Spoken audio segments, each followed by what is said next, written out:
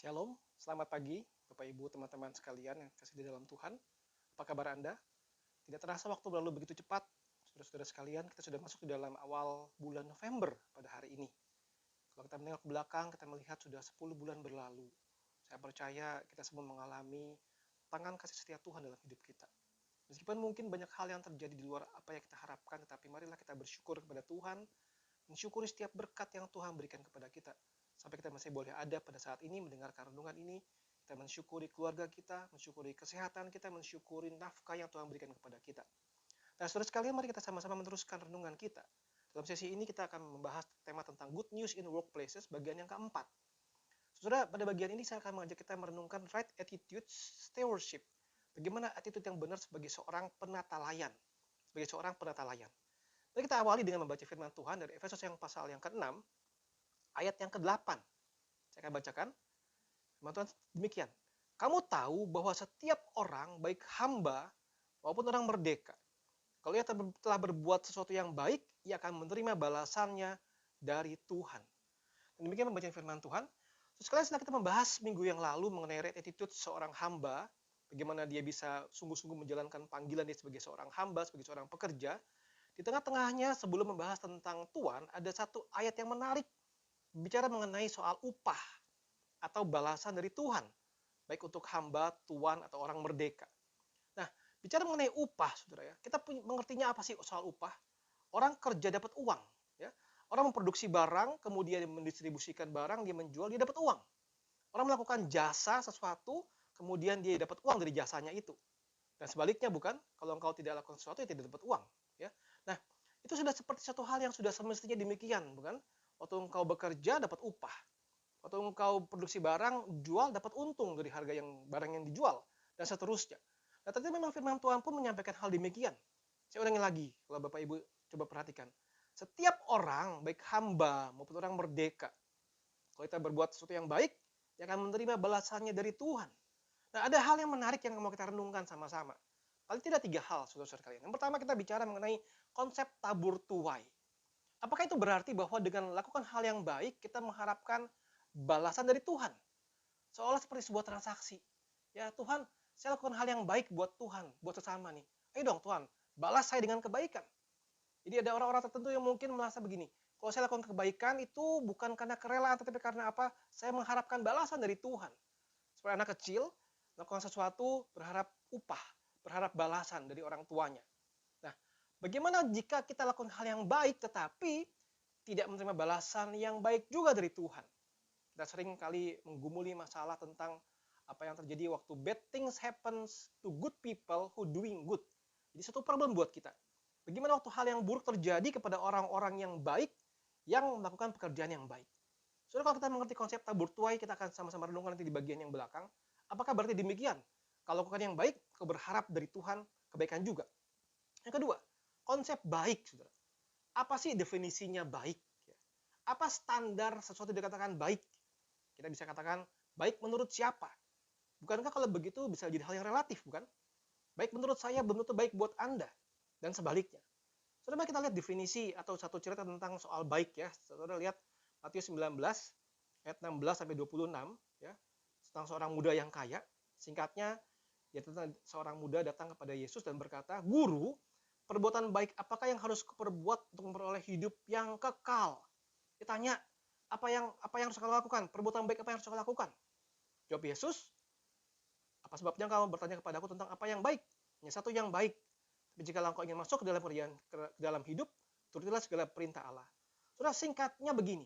Si pemuda itu berkata, oke, lakukan Taurat. Oke, boleh. Saya sudah lakukan semua Taurat. Saya lakukan hukum-hukum ke-5, ke-6, ke-7, ke-8, ke-9, bahkan yang ke-10. Saudara lihat ya, dia bilang begini. Semuanya itu telah kuturuti, apalagi yang masih kurang. Ayat yang ke-20. Oh, saudara, pemuda yang sangat perfect, luar biasa. Dia merasa bahwa itulah hal baik yang dia kerjakan. Jadi baik relatif sekali, baik menurut dia. Saudara, apa kata Yesus? Ayat 21. Yesus kepadanya, jikalau engkau hendak sempurna, pergilah jualah segala milikmu dan berikanlah itu kepada orang-orang miskin. Maka kau akan beroleh harta di surga. Kemudian datanglah kemari dan ikutlah aku. Dan akhirnya si pemuda itu pergi dengan sedih dan dia menangis karena dia merasa tidak bisa lakukan itu, saudara-saudara. Jadi saudara, sekali lagi konsep baik itu menurut siapa? Apa standarnya? Bagian yang ketiga adalah begini, konsep balasan Tuhan, saudara.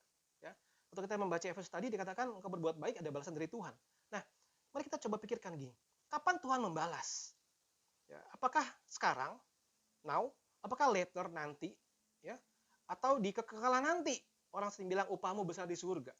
Kapan Tuhan membalas? Apakah Tuhan harus membalasnya sekarang? Apakah nanti setahun lagi, 2 tahun lagi, ataukah nanti di kekekalan Tuhan balas? Apakah dia harus membalas dengan reward, hadiah, atau punishment? Saudara, itu satu hal juga perlu kita renungkan sama-sama.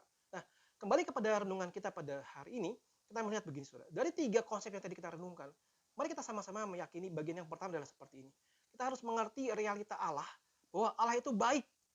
Saudara, Mazmur 136 ayat yang ke-1, saya bacakan. Bersyukurlah kepada Tuhan sebab ia baik, bahwasanya untuk selama-lamanya kasih setianya. Jadi kita ingat sekali lagi bahwa Allah itu baik. Kemudian Allah adalah Allah yang berdaulat. Mazmur 119 ayat 91, saya bacakan. Menurut hukum-hukummu semuanya itu ada sekarang, sebab segala sesuatu melayani engkau. Allah berdaulat. Menurut hukum-hukum Allah semuanya itu sudah ada sekarang. Kemudian yang berikutnya lagi, konsep Allah Maha Kuasa. Yeremia 32 ayat 27. Firman Tuhan begini, sesungguhnya akulah Tuhan, Allah segala makhluk. Adakah sesuatu apapun yang mustahil untukku? Allah adalah Allah yang maha kuasa. Dan yang berikutnya lagi adalah kita mengerti soal Allah mengasihi kita. Mazmur 86 ayat 15. Tapi engkau ya Tuhan, Allah penyayang dan pengasih, panjang sabar dan berlimpah kasih dan setia. Saudara, kalau kita mengerti realita Allah, Allah itu baik, Allah berdaulat, Allah maha kuasa, dan Allah mengasihi kita. Saya rasa kita punya hati akan jauh lebih bersyukur apapun yang kita alami. Kita bisa merasa sungguh-sungguh melakukan sesuatu untuk Tuhan dan bukan untuk manusia. Dan kita sama-sama bisa mentaati waktunya Tuhan bicara mengenai pembalasan nanti. Jadi pertama kita mengerti dulu konsep Allah, realitas Allah. Yang kedua kita mengerti realitas hamba. Saudara. Apa motivasi kita sebagai hambanya Tuhan? Kita sudah membahas minggu lalu tentang konsep hamba. Bukan sekedar hamba Tuhan yang bekerja di gereja atau pendeta, tetapi setiap orang yang ditebus oleh Kristus adalah hamba Tuhan. Apa motivasi kita? Kembali kita lihat di dalam cerita tentang hamba Tuhan dan hamba yang sudah kita bahas minggu lalu. Ya, waktu tuannya pulang kerja, hambanya baru kerja juga, lalu kemudian di dalam ayat yang ke-10 dikatakan, dan demikian jugalah kamu, apabila kamu telah melakukan segala sesuatu yang tugaskan kepadamu, dan kamu berkata, kami adalah hamba-hamba yang tidak berguna, kami hanya melakukan apa yang kami harus lakukan. Ini motivasinya. Kita lakukan apa yang kami harus lakukan. Tidak mengharapkan upah. Tidak mengharapkan balasan. Bahkan tidak mengharapkan pujian. Sudah sepantasnya kami lakukan itu. Nah, ini adalah soal motivasi kita. Realita hamba. Motivasi kita tuh harus seperti itu. Lalu yang kedua, apa realita hamba? Kita melihat bahwa kita hamba adalah penata layan, saudara. Jadi bukan hanya kita lakukan sesuatu memang sudah seharusnya saya lakukan, tetapi kita sadar bahwa kita hanya penata layan. Matius 25 ayat 14-30, cerita tentang perumpamaan talenta. Waktu Tuhan ingin pergi, dipanggil 3 orang hamba. Hamba yang pertama diberikan 5 talenta, kemudian hamba yang kedua diberikan 2 talenta, dan yang kedua diberikan 1 talenta. Waktu mereka mengerjakan talenta itu, kembangkan talenta itu, mereka lakukan yang terbaik, saudara. Tuhan menuntut pertanggungjawaban. So, lihat, masing-masing berbeda, diberikan 5, 2, dan 1. Tapi yang sama adalah apa? Tuhan menuntut pertanggungjawaban. Yang sama adalah apa? Mereka harus mengerjakan, mengembangkan talenta itu dan lakukan yang terbaik. Ada ujungnya apa? Ada reward dan punishment. Matius 25-21. Kata tuannya itu kepadanya, baik sekali perbuatan itu, hai hambaku yang baik dan setia. Kau telah setia dalam perkara kecil, aku akan memberikan kepadamu tanggung jawab dalam perkara yang besar. Masuklah dan turutlah dalam kebahagiaan Tuhan. Itu reward yang Tuhan berikan kepada hamba yang setia melakukan pekerjaannya dia, kepada hamba yang mau mengembangkan pekerjaannya dia, kepada hamba yang melakukan hal yang baik yang Tuhan tuntut. Dan juga ada punishment. Ayat 30. Dan campakkanlah hamba yang tidak berguna itu ke dalam kegelapan yang paling gelap. Sanalah akan terdapat ratap dan kertak gigi. Jadi saudara, jangan merasa bahwa tidak ada apa-apa. Setiap yang kau lakukan, setiap yang kita lakukan, Tuhan menuntut pertanggungjawaban dari hidup kita masing-masing. Sehingga kita menyadari realita hamba, saudara. Kita sadar bahwa saya cuma penata layan. Kalaupun saya bisa doing good, saya cuma lakukan pekerjaan saya lakukan yang terbaik yang saya bisa, saya kembangkan yang saya bisa. Dan kalau sampai saya gagal melakukan itu, saya bermalas-malasan melakukan itu, maka ayat 30 tadi dikatakan, campakkanlah hamba yang tidak berguna itu. Kita akan mengalami punishment. Jadi kita sadar, realita Tuhan, ya, Allah adalah Allah yang baik, Allah yang segala-galanya. Realita hamba, kita adalah seorang hamba yang hanya lakukan yang kita harus lakukan, dan kita sebagai penata layan. Nah, kalau begitu saudara, apa kesimpulannya? Berbuat sesuatu yang baik, terima balasan dari Tuhan. Poin yang pertama adalah apa? Ingat motivasi kita. Kita hanya melakukan apa yang harus kita lakukan. Jangan punya motivasi, Tuhan lihat ya, aku sudah lakukan yang baik nih Tuhan, aku lakukan yang ini Tuhan, ayo dong Tuhan, balas dong, berikan aku dong, berkati aku dong. Kalau engkau tidak berkati, tidak berikan, aku tidak melakukan apa-apa. Itu motivasi yang salah. Ingat, motivasi kita adalah apa? Kita melakukan apa yang harus kita lakukan.